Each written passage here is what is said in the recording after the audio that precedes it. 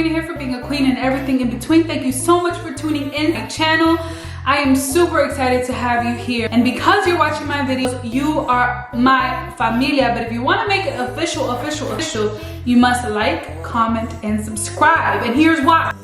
What family do you know that you don't know by name? None. You know all of your people that you consider family, you know them by name, right? And I'm not talking about extended family because listen, I know all about extended family. I'm still meeting my aunts and uncles in DR that saw me when I was a little baby. Okay, so I'm right here with you. But I'm talking about close family because that's what you are to me. You are my close family, and I know all of my close family by name. So that's exactly why I need you to like, comment, and subscribe. Now that I got all that boring stuff out the way, let's jump into today's topic. I'm going to be speaking about endometriosis. I'm going to give you the rundown on my experience with endometriosis and what's next for me with endometriosis because the journey is still happening as we speak. I'm still dealing with this even after the surgery, but I'll go into detail in a minute.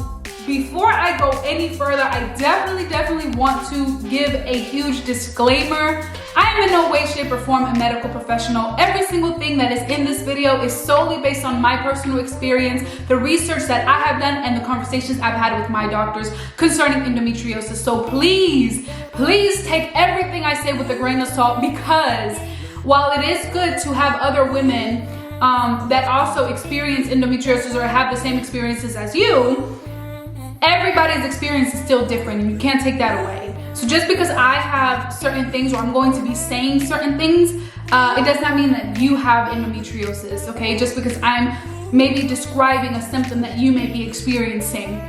So I just wanted to put that out there. What is endometriosis? Endometriosis is actually when the lining of your uterus does not shed completely. So let me go back a little bit. During On-Flow, Shark Week, whatever it is you want to call it, personally for me, I call it Shark Week because I think the name, well, speaks for itself. I call it Shark Week, but our bodies work so hard to create a lining to prepare for pregnancy, and when we don't get pregnant, our uterus gives us a big old F you and sheds. For me, it doesn't shed. At least not all of it. Most of it does not shed. Actually, my flow is very low. With that being said, the lining does not properly leave my body, so it essentially stays in my body, goes through my fallopian tubes, and finds its way outside of my uterus. Okay, and so that in itself complicates a lot of different things. Fertility for one, my menstrual cycles for two, and I'm sure there are other things. Those are the two main things that usually affects when you have endometriosis. And like I said, if you are dealing with infertility, if you have a low cycle, it does not necessarily mean you have endometriosis. So please, I see you. Hey, you back there? I see you self-diagnosing. Stop it. Stop. Para eso, okay? Stop it right now. So I actually found out I had endometriosis February 2019 after experiencing a very sharp pain on the left side of my abdomen. And then I actually ended up going to the ER. They did a CAT scan, they did a pelvic exam, and they did a sonogram. And they determined that I may have endometriosis. Now, if you've ever been to the ER, they usually do not diagnose you there. They always tell you to follow up with your OB, which is what I did. And my OB actually confirmed that, yes, I do have endometriosis. What in the God's green? Okay. My OB actually did confirm that I do have endometriosis. He explained to me my options and we went from there. We decided that surgery was actually the best and quicker way for me to be able to get this problem, kind of calm the problem down, because there's no cure for endometriosis. So everything that anything that the doctors would prescribe or any course that we would take in order to help, it's not cure. It's not a cure. It's something that will assist with the pain temporarily, maybe even get me to a place where I can conceive, and then I would have to deal with this until there's a cure. So we decided that surgery was the best option for me. I was in an excruciating amount of pain, and I did not want to go back on birth control because the goal is and was then and it still is now to conceive. So,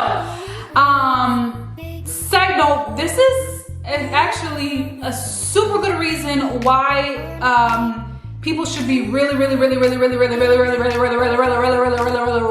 mindful as to why women have not gotten pregnant. I get asked this a lot. Going on 4 years of marriage with my husband, and I get asked all the time. And if I was somebody who did not know how to deal with endometriosis, I would be depressed a lot of the time. That's how much I get, hey, when are y'all gonna have kids? So just be mindful. You never know what women are going through. We go through so much. We really do. And we still show up to work. We still show up for our kids and our family and our husbands. You know, we still show up. We kill it every single day. So please keep that in mind whenever you're asking maybe newlywed or just a young woman or an older woman or whatever it is that whoever you're asking, just don't ask. How about that? Don't ask, because you just never know. And some people may not be as comfortable as talking about it as I am. So anyways, I had the surgery, and let me tell you, I've had minor surgeries before, but that was definitely a surgery that was not very pleasant. Not only did I not really have time to fully digest what was really going on with me, because the surgery was literally a week and a half after my diagnosis, it was just a painful recovery. I did not enjoy, and not that you would enjoy, right? But it just was a very unpleasant experience for me overall. But when the results came back, they did find a lot of cysts. My doctors did find a lot of cysts. They did find a severe case of endometriosis, and I was diagnosed with, yes, endometriosis, but also stage 4 endometriosis, which is very severe and the most severe type of endometriosis that you could possibly get. And so after the surgery, I started 𝘋𝘰𝘯𝘵, which is it's a pill that helps get you pregnant. Pretty much, it helps, it assists with pregnancy. And for me, and just about anybody with endometriosis, the best time to get pregnant is right after the surgery, after you get all cleared. So I did end up doing about 6 rounds of the 𝘋𝘰𝘯𝘵. Unfortunately, the 𝘋𝘰𝘯𝘵, instead of, you know, helping me conceive, for me, it didn't have that great of an effect. It actually regulated my estrogen levels, and it caused for the endometriosis to grow back faster, and it also caused for a cyst to grow back faster as well. So I'm sitting right here recording this video with a cyst in my uterus that is 7.8 centimeters big, and that's almost as big as a baseball. And so you can imagine the pain. I ended up going to the ER probably about 2 weeks from when this video is being recorded. I was having the same pain, and they ran all the same tests and found that there is a huge cyst that needs to be removed, and it keeps pushing up against my uterus. They do believe that it was the 𝘋𝘰𝘯𝘵. I know 𝘋𝘰𝘯𝘵 has worked for so many women, but unfortunately it didn't really do what I thought it would have done for me. So I do need to get another surgery, and while I'm in surgery, they are also going to remove the endometriosis that has formed as well, because they also suspect that it's grown back as well. Not only, and I know I gave you a lot, but I just wanted to let you all know that it's super duper important to be well versed on what's going on with your body. Fear is literally driven by lack of knowledge. So if you don't know, like, people fear the unknown. That's where that quote comes from. They fear the unknown, but I feel, for me in my life, what's proven to be true is the more I know, the less I fear. So I'm literally like, if there was a teacher's pet at the doctor's office, it would be me, because I am literally like, for me, fear is a horrible thing, and in efforts to eliminate the fear in my life, I educate myself. That's worked for me. And I just encourage you all. I encourage you queens out there to go get checked.